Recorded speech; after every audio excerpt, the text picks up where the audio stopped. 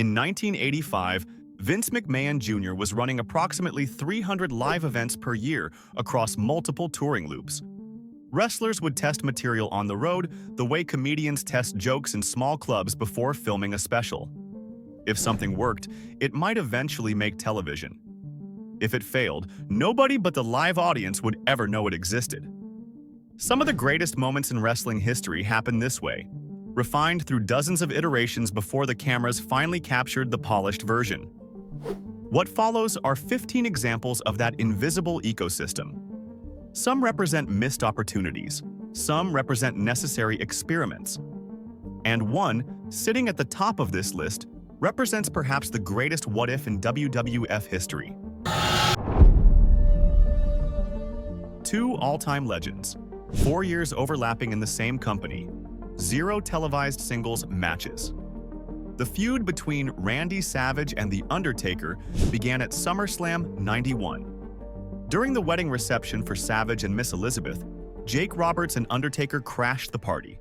They had placed a snake in one of the wedding gifts. When Elizabeth opened the box, she screamed.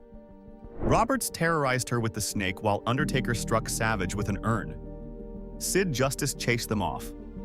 But the damage was done. Here's the problem. Savage had lost a retirement match to the Ultimate Warrior at WrestleMania VII. He was kayfabe retired. He couldn't wrestle. So how did they end up having singles matches? By accident. During a house show circuit from July 30th to August 2nd, '91, The Undertaker was scheduled to face the Ultimate Warrior, but Warrior was unable to attend. Savage substituted. On July 30th, 1991, following a television taping at the Civic Center in Portland, Maine, 7,756 fans watched Randy Savage defeat The Undertaker in a dark match. It was the first of only 3 singles matches between them. None were televised. Undertaker won the rematch on August 1st in Moncton. Savage won the rubber match August 2nd in Pittsburgh. Final record: Savage 2 wins, Undertaker 1. The July 30th match was professionally filmed. In November 2024, WWE uploaded partial footage to their Vault channel, but it was presented in most complete form, meaning the finish doesn't exist in their archives. The full match is believed lost. When WWE released Randy Savage Unreleased, The Unseen Matches. Of the Macho Man, a 3-DVD set containing 41 obscure matches, none of his matches with The Undertaker were included. Their feud played out primarily in tag team form. Between December '91 and January '92, Savage teamed with Hacksaw Jim Duggan against Undertaker and Roberts in 5 tag matches. Savage and Duggan won 4 of 5. Then Undertaker turned babyface. On Saturday night's main event in February '92, after Savage defeated Roberts, Jake grabbed a steel chair backstage, ready to attack whoever came through the curtain. Undertaker snatched it away. 2 weeks later on the funeral parlor, Roberts demanded to know whose side Undertaker was on. The dead man replied, "Not yours." Any potential Savage versus Undertaker program evaporated. They later teamed on house shows in '92 and '93. But a televised singles match between the Macho Man and the Dead Man? It never happened. In July 1983, Stampede Wrestling in Calgary held a ladder match featuring Bret Hart against Bad News Allen. The concept was a regional specialty, something Stu Hart's territory used occasionally, but which had never crossed over into the national wrestling consciousness. When Bret joined the WWE in 1984, he carried the idea with him, periodically pitching it to Vince McMahon. Vince was skeptical. He did not understand why fans would care about watching 2 men climb a ladder. The drama eluded him. But by 1992, with Bret holding the Intercontinental Championship and McMahon searching for fresh concepts, he finally agreed to let Bret demonstrate the match's potential. On July 21st, 1992, at a television taping in Portland, Maine, Bret Hart defended the Intercontinental Championship against Shawn Michaels in what is officially documented as the WWE's first ladder match. The match was recorded and eventually released on the Smack M Whack M VHS compilation in 1993, but it never aired on television and remained largely unseen until WWE included it on various DVD releases in the 2000s. What happened in Portland was a prototype. Bret and Shawn were literally inventing the psychology of the ladder match in real time. How slowly do you climb? How do you create tension when the objective is stationary? How do you make the ladder itself a compelling weapon? Every sequence you have ever seen in a TLC match, every Money in the Bank cash-in, every memorable moment involving a ladder in professional wrestling traces its lineage back to this experimental dark match in Maine. Bret Hart won that night and retained the championship. When the WWE finally decided to present a ladder match on pay-per-view, the plan was for Bret to be involved. But according to multiple interviews, Bret declined. He had taken enough punishment developing the concept and suggested Shawn work with Razor Ramon instead. The WrestleMania X Classic was spectacular, but every person watching should understand they were seeing the polished version of something Bret Hart created on the untelevised circuit 2 years earlier. WrestleMania III. The Pontiac Silverdome. 93,000 fans. The Intercontinental Championship. When Ricky Steamboat pinned Randy Savage after 14 minutes of action that included more than 20 near falls, most observers declared it the greatest wrestling match they had ever witnessed. 3 decades later, that assessment has barely changed. But the match at WrestleMania III was not an improvisation. It was not two great athletes simply going out and calling it in the ring. It was the final performance of a show that had been running for nearly 5 months. Randy Savage was famously obsessive about preparation. Unlike most wrestlers of his era, who preferred to call matches on the fly, Savage wanted every moment scripted. Every spot had a number. Every transition had a cue. In interviews given years later, Steamboat recalled Savage quizzing him constantly, in cars, in hotels, on airplanes. Number 14. What is spot 14? If Steamboat could not immediately answer that it was the arm drag into the pin attempt, they would go back to the beginning. From late 1986 through March 1987, Savage and Steamboat wrestled each other across the country on the house show circuit. These matches were not identical to what happened at WrestleMania. They were the rough drafts. Every night, the two men would try sequences, evaluate crowd reactions, and refine their approach. If you attended a house show in January or February 1987 and saw Savage defend the Intercontinental Championship against Steamboat, you were watching history being written in real time. You were the focus group for what would become perhaps the most celebrated match in wrestling history. The fans in the Silverdome witnessed the finished product. The fans in Binghamton and Rochester and Syracuse witnessed the creative process. This approach was revolutionary for its time and would influence how major matches were constructed for decades afterward. When you hear modern wrestlers talk about building to a big match, about testing spots at house shows, about the importance of chemistry developed over multiple encounters, they are describing a methodology that Savage and Steamboat essentially invented on the untelevised circuit in late 1986. For years, this was the dream match that kept tag team fans awake at night. The Road Warriors, the most dominant tag team in wrestling history, versus Demolition, the WWE's obvious attempt to create their own version of the same concept. When the Road Warriors finally signed with WWE in 1990, expectations were extraordinary. The history between these teams extended beyond kayfabe. Demolition's Smash, Barry Darsow, had actually trained with Road Warrior Hawk and Road Warrior Animal in Minneapolis under Eddie Sharkey back in the early 1980s. They knew each other. They had history. The collision felt inevitable. The reality proved disappointing, but not for the reasons most people assume. Hawk and Animal debuted on WWE television in July 1990 under the name Legion of Doom. Immediately, they were positioned against Demolition, setting up what should have been a money feud. The problem was timing. Bill Eadie, who portrayed Demolition member Axe, was experiencing health issues, reportedly stemming from a severe allergic reaction to shellfish while in Japan earlier that year. WWE made the decision to phase Axe out and introduce Crush as Demolition's new third member. The chemistry that made Demolition special, the partnership between Axe and Smash, was diluted. On television, the feud culminated in 6-man tag matches where the Legion of Doom teamed with Ultimate Warrior against all 3 members of Demolition. The originals versus the copies was reduced to a transitional program designed to establish LOD rather than to deliver on a dream match. But on the house shows, the situation was different. Through late 1990 and into early 1991, Axe was still working dates when his health permitted. The Legion of Doom and Demolition met in various configurations, including straight tag matches with the original Axe and Smash lineup in venues across North America. These house show encounters gave fans what television never did: the genuine collision between the Road Warriors and their WWE counterparts. According to Barry Darsow, who portrayed Smash, the matches were physical, perhaps too physical. The competitive tension between the teams was real, even if they were friends outside the ring.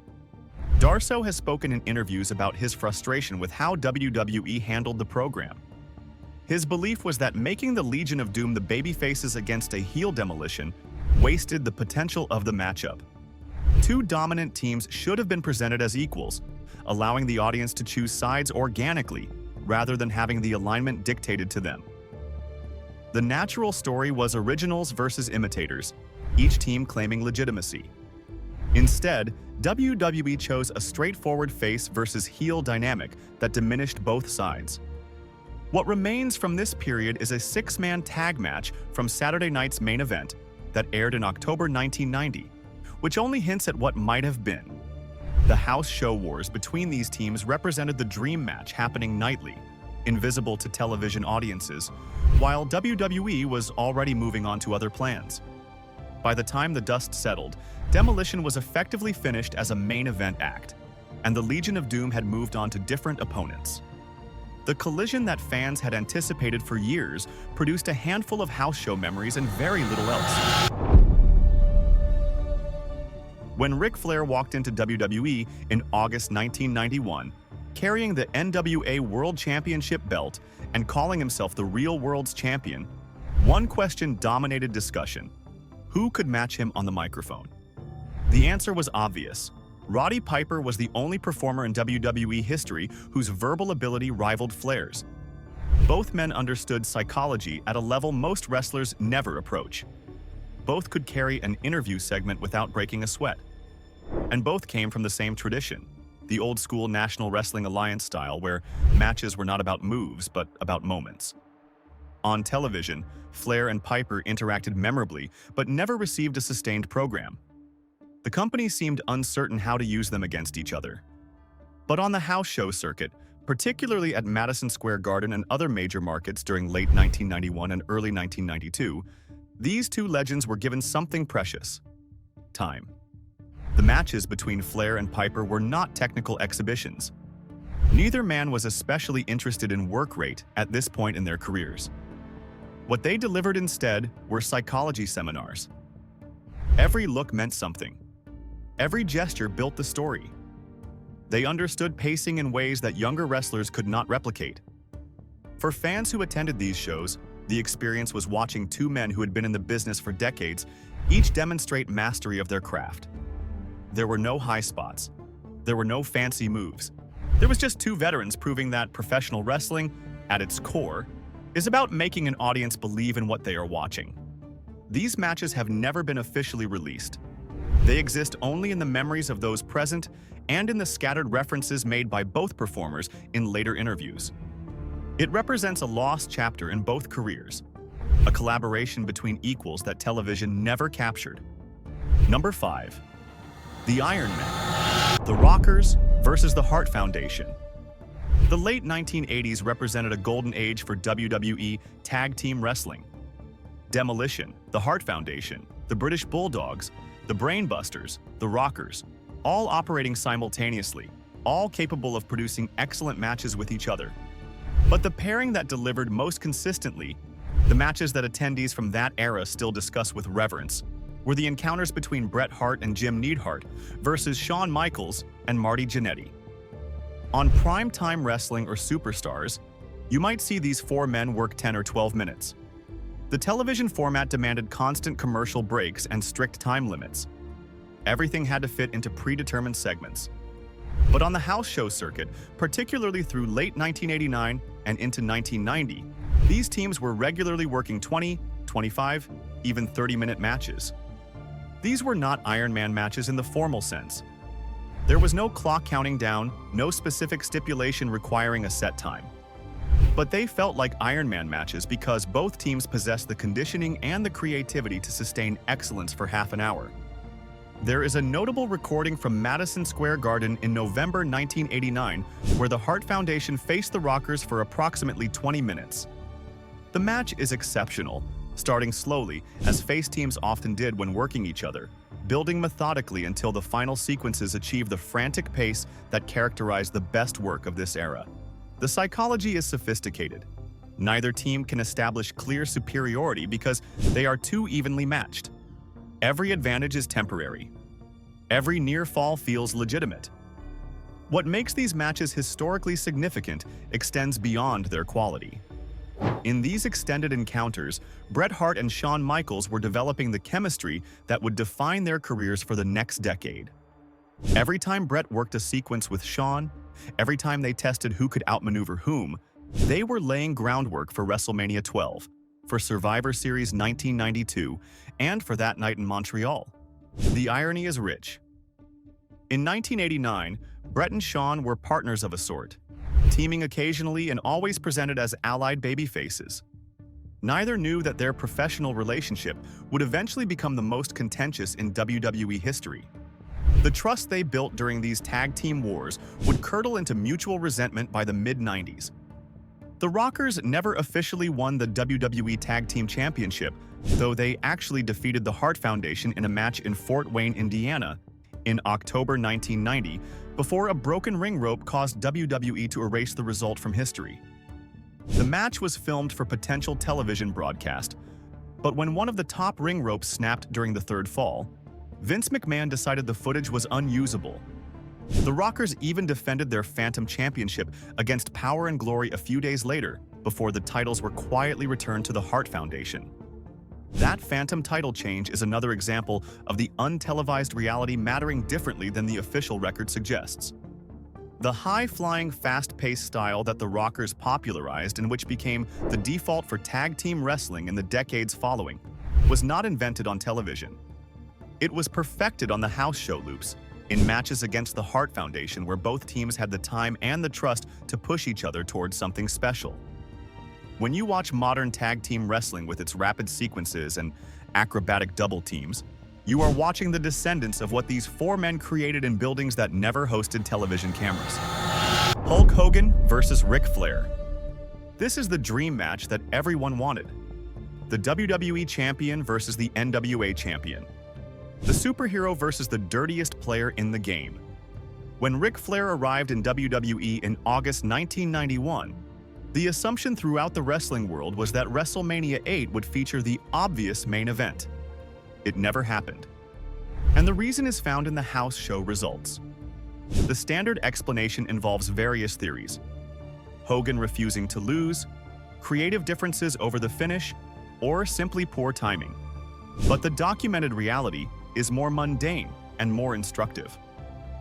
Vince McMahon tested the match on house shows and was not satisfied with the results.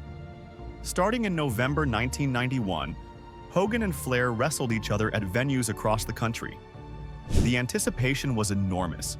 Wrestling magazines speculated endlessly about who would win the inevitable WrestleMania showdown. McMahon expected record-breaking attendance numbers and proved that the dream match would justify headlining his biggest show. What he received instead was decent business, but not spectacular business. Flair himself has discussed this in interviews, noting that their first Madison Square Garden show did not sell out. For context, failing to sell out the Garden with Hulk Hogan in the main event was almost unheard of during this period. Something was not connecting with the audience. The problem was stylistic incompatibility. Flair's psychology-driven approach, which had made him legendary in the NWA, depended on vulnerability. Flair took beatings. Flair sold like he was dying. Flair made his opponents look like world beaters before stealing victories through cunning and cheating. This approach created sympathy and told compelling stories in NWA territories. Hogan's formula was the opposite. Hogan absorbed punishment but never truly sold it as dangerous. The Hulk Up was predicated on Hogan appearing unstoppable once he decided to stop selling. His opponents looked strong only in the middle of matches, never at the end. When you put these two approaches together, the result was confusion. WWE audiences, trained on Hogan's battles against monsters and giants like Andre and Bundy and Kamala, did not immediately connect with Flair's technical, methodical heel work. The stalling that created dramatic tension in NWA rings felt like time wasting to fans expecting constant action. The technical, methodical heel work that made Flair legendary in the NWA felt like stalling to fans expecting the Hulk Hogan formula. According to the Wrestling Observer newsletters from that period, McMahon grew concerned that the match was not the guaranteed blockbuster he needed.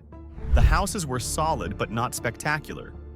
When combined with Hogan's upcoming hiatus for film work to shoot a movie and the emerging steroid scandal that was beginning to affect public perception of the company, McMahon made a business decision. He pulled the match. WrestleMania VIII featured Flair defending the WWE Championship against Randy Savage, while Hogan wrestled Sid Justice in the actual main event. The original plan had even been announced on WWE television before being changed. The Savage vs. Flair match is remembered as a classic. The Hogan vs. Sid match is remembered as a disappointment that ended in disqualification. But neither generated the historical significance that Hogan vs. Flair would have carried. By the time the two finally met on pay-per-view in WCW at Bash at the Beach 1994, the moment had passed. They were both older, the companies were different, and the mystique had faded. The dream match happened in venues like Oakland and Dayton and Pittsburgh throughout late 1991, witnessed by house show crowds who had no idea they were watching history being prevented rather than made. The lesson here is sobering. The biggest match on paper is not always the biggest match in practice. Chemistry cannot be manufactured. And sometimes the dream match dies, not because of politics or ego, but simply because it did not draw the money everyone expected. The Undertaker debuted in WWE in November 1990 as a supernatural attraction, a dead man who felt no pain and whose matches were essentially horror movie segments rather than wrestling contests. The prevailing wisdom held that his character required specific opponents, monsters, giants, figures who existed in the same fantastical space. You would not book The Undertaker against a technical wrestler because the styles would clash catastrophically. Bret Hart disagreed. During the European tours of 1992 and 1993, Bret made it his personal project to prove that The Undertaker could work a traditional wrestling match. Night after night, in arenas across the United Kingdom, Bret would push Mark Calaway to show vulnerability, to sell, to engage in the kind of back and forth that his character was supposedly incapable of producing. The challenge was significant. The Undertaker's character worked precisely because he seemed invincible. He sat up after taking punishment. He no-sold offense that would devastate normal wrestlers. His matches were exercises in horror movie logic, not wrestling logic. To have him sell, to have him appear vulnerable, risked undermining everything that made the character effective. Bret Hart believed this risk was worth taking. His argument, which he would prove correct over time, was that The Undertaker's mystique could survive showing vulnerability if handled correctly. The dead man could take damage without losing his aura. He could work holds and sell leg attacks and still seem supernatural when he eventually mounted his comeback. The Undertaker has spoken about this extensively in recent years, particularly on his 6 Feet Under podcast. He describes a match in Birmingham, England that went approximately 45 minutes, which he considers among the best of his career. The crowd was divided, chanting for both men, completely invested in a contest that the conventional wisdom said should not work. What Bret proved during these untelevised encounters was that The Undertaker had more range than anyone realized. The dead man gimmick did not require invincibility. It could accommodate vulnerability if handled correctly. Calaway could take leg sweeps and work holds and actually wrestle rather than simply overpowering opponents. The supernatural elements could coexist with technical wrestling if the performer was skilled enough to integrate them. This matters historically because it changed how WWE booked The Undertaker going forward. He was no longer limited to cartoon matches against other supernatural figures. He could be a main event performer who worked programs with technical wrestlers. The matches against Mankind, against Shawn Michaels at WrestleMania, against Bret himself at SummerSlam 1997, all of those became possible because of what Bret Hart demonstrated on untelevised shows in Europe. The Undertaker himself credits Bret with pushing him to expand his capabilities. In multiple interviews, he has said that working with Bret taught him how to stay in character while actually wrestling, which proved essential to his longevity. Without those lessons learned in British gymnasiums, The Undertaker might have remained a gimmick act rather than evolving into one of the most respected performers in wrestling history. The evolution of The Undertaker from gimmick attraction to main event legend began in British gymnasiums that never saw a television camera. Bret Hart saw potential that others missed and had the skills to unlock it. When we list Hulk Hogan's great rivals, we mention the usual names: Piper, Orndorff, Andre, Savage. We almost never mention the Ugandan giant. From November '86 to February '87, Kamala faced Hulk Hogan in nearly 40 matches for the WWE Championship. This was the pinnacle of Kamala's career. The story was simple. It didn't need elaborate promos. Beast versus hero. Monster wants to crush. Hero must survive. The matches headlined arenas all over North America. 2 bouts at Madison Square Garden aired on MSG Network. They ran disqualification finishes, then no disqualification matches, then finally a steel cage match in Toronto in January '87. Hogan won that cage match. The feud ended. It wasn't a technical masterpiece. It was spectacle. Pure old-school formula. Kamala was reportedly a preferred opponent for Hogan because he was safe and professional. He wouldn't hurt anybody. The matches were predictable but effective. Hogan gets beat down, hulks up, scoop slam, leg drop. Everyone goes home happy. This feud kept the lights on and the checks clearing during the build to WrestleMania III. While Andre was filming The Princess Bride, Kamala filled the gap. The forgotten gold mine of the Hogan era. And now we arrive at the most significant hidden war in Golden Era history. The feud that was canceled because it worked too well. The program that revealed something WWE was not prepared to accept. In late 1986, Jake Roberts was the coolest heel in professional wrestling. His character represented something genuinely new in WWE. He did not scream threats like traditional villains. He spoke softly and conveyed menace through implication.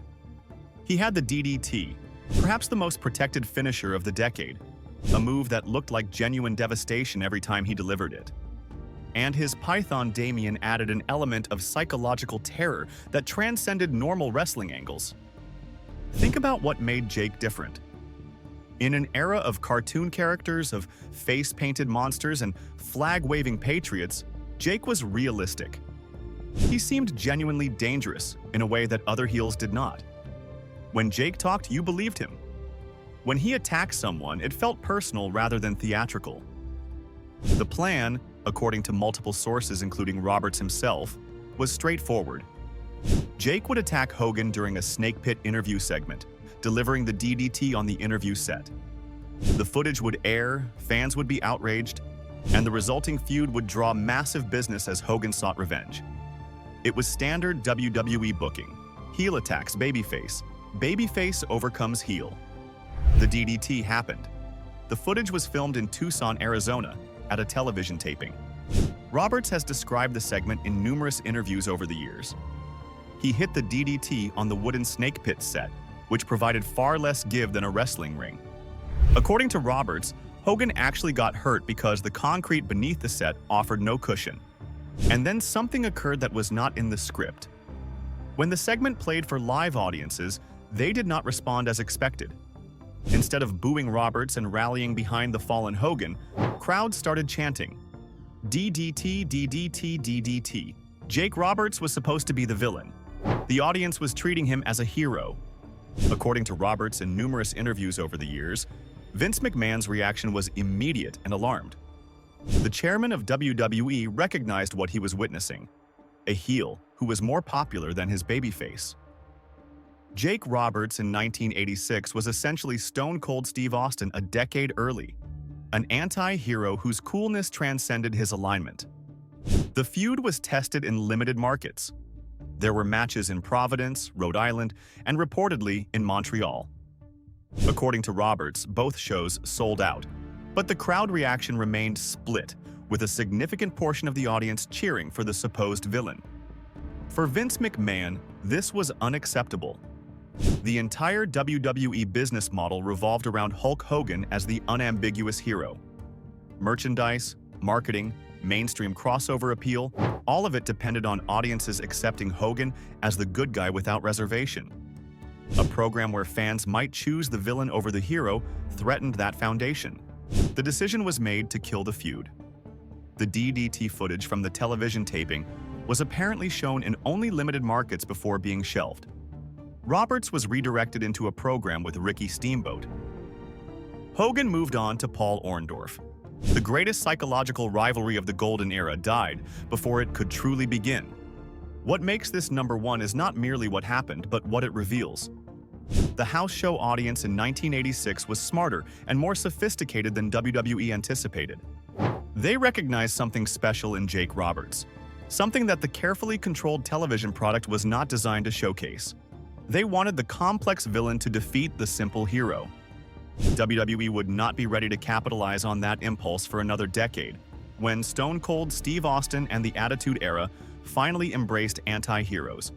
But the audience was ready in 1986.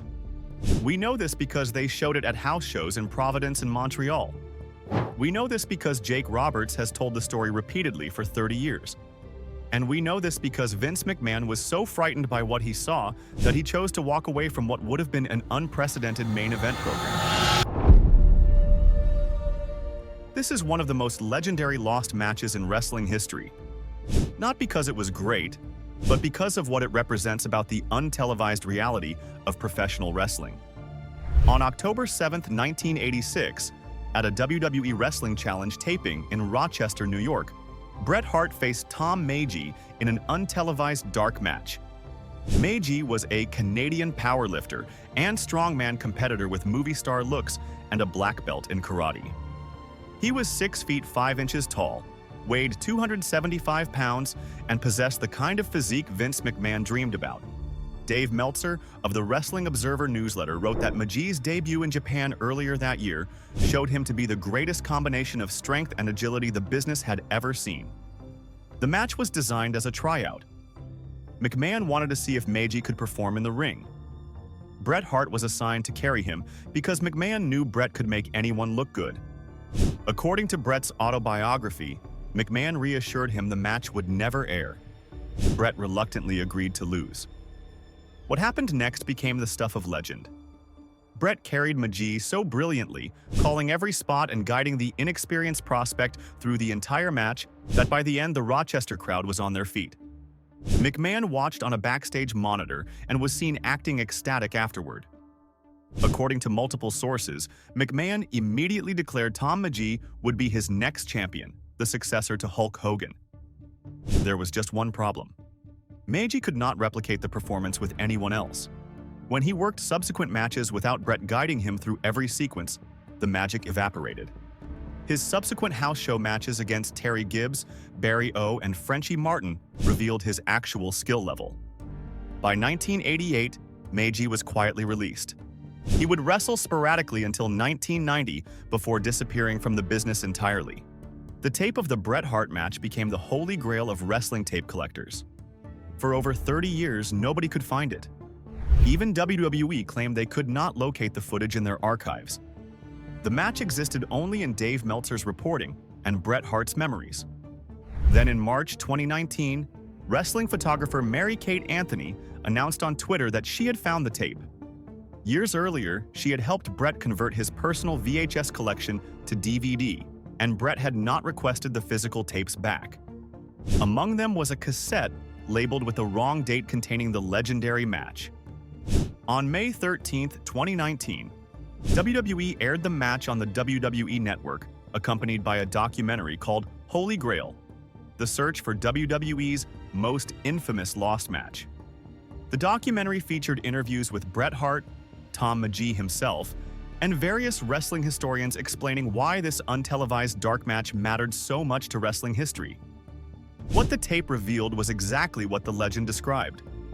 Bret Hart performed a minor miracle, making an inexperienced prospect look like a future world champion through sheer ring generalship. The match is a masterclass in carrying an opponent, but it also demonstrates the danger of evaluating talent based on a single performance. McMahon saw what he wanted to see. He did not realize he was watching Bret Hart's ability, not Tom Magee's. This story encapsulates everything about the house show era. The most important tryout in late 1980s, WWE happened in a dark match that nobody filmed for television. The evaluation of a potential future world champion occurred in front of fans who had no idea what they were witnessing. And the tape was lost for over 3 decades because it was never considered important enough to preserve properly. The Tom Magee match is not just a curiosity. It is evidence that the untelevised reality shaped careers in ways that the official record never captured. Every wrestler who got their push or lost their push based on house show performances has a story like this. Most of those stories are gone forever. This one, remarkably, survived. If you want to understand how tag team wrestling worked in the 1980s, you need to understand this feud. The Hart Foundation and the British Bulldogs faced each other at least 100 times in WWE rings between 1985 and 1988. Not dozens of times, hundreds. And yet they only had one WrestleMania match together, a 6-man tag at WrestleMania III, where neither team faced each other directly. The Hart Foundation debuted in mid-1985, shortly after Vince McMahon acquired Stampede Wrestling and brought Bret Hart, Jim Neidhart, Davey Boy Smith, and Dynamite Kid to the WWE as part of the deal. Bret and Dynamite had feuded in Stampede. Bret and Davey Boy had tagged together and fought each other. These 4 men had history that predated their WWE careers. McMahon immediately recognized the chemistry. From late 1985 through 1987, the Hart Foundation and British Bulldogs were paired on house shows constantly. They worked long matches, often going 20 or 30 minutes, producing encounters that carried otherwise mediocre cards. They were the reliable excellence that filled arenas while the cartoon characters dominated television. The matches varied in ways that WWE house shows rarely did at the time. Most house show programs used the same spots and the same finishes every night. The Harts and Bulldogs mixed it up. Different winners on different nights, different sequences, different finishes. They trusted each other enough to improvise and experiment, developing chemistry that made each encounter feel fresh even to fans who had seen them wrestle the previous month. When the Bulldogs won the WWE Tag Team Championship at WrestleMania II, the obvious program was a championship feud against the Hart Foundation. It happened, but mostly on house shows. From April 1986 through January 1987, the Hart Foundation made nearly 30 attempts to win the titles on the untelevised circuit. The Bulldogs retained every time until the January 26, 1987, television taping where Dynamite Kid, still recovering from back surgery, was attacked with Jimmy Hart's megaphone before the match even started, and the Harts captured the gold. The feud continued after the title change. The Bulldogs wanted revenge. They got a 2 out of 3 Falls Championship match on the May 2nd, 1987 Saturday night's main event, where they won 2 straight falls but did not win the titles because the first fall ended by disqualification. The logic made no sense, but that was standard WWE booking. What makes this feud historically significant is not any single match but the cumulative effect. Bret Hart learned to be a main event performer in these matches.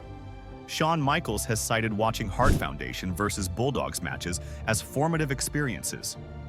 The quick-paced athletic style that would define tag team wrestling for the next decade was developed in these untelevised encounters.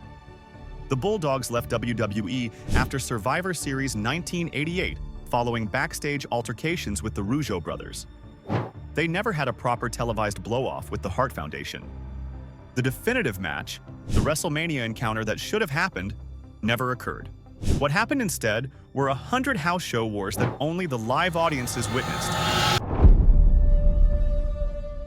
This feud had everything: elaborate television buildup, a genuine sense of danger, approximately 50 house show matches, and almost nobody remembers it. In April '91, weeks after WrestleMania VII, The Undertaker appeared on Paul Bearer's talk show segment, the funeral parlor. The Ultimate Warrior was the guest.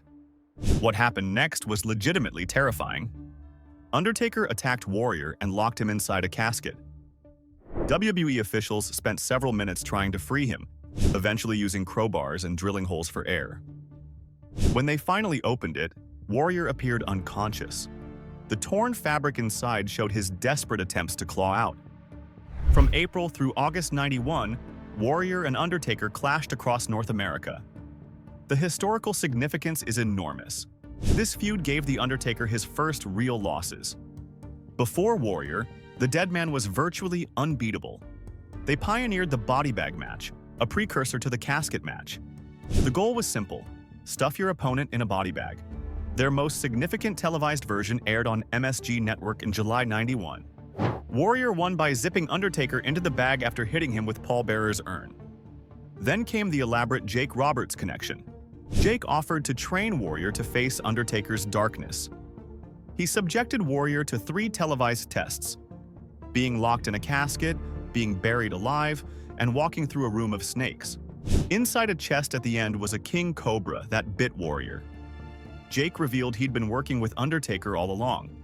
This was building to a 3-way war, possibly at WrestleMania. Then it collapsed. Warrior had a pay dispute with Vince McMahon. The night of SummerSlam '91, as Warrior came through the curtain after the main event, Vince reportedly told him, "You're fired."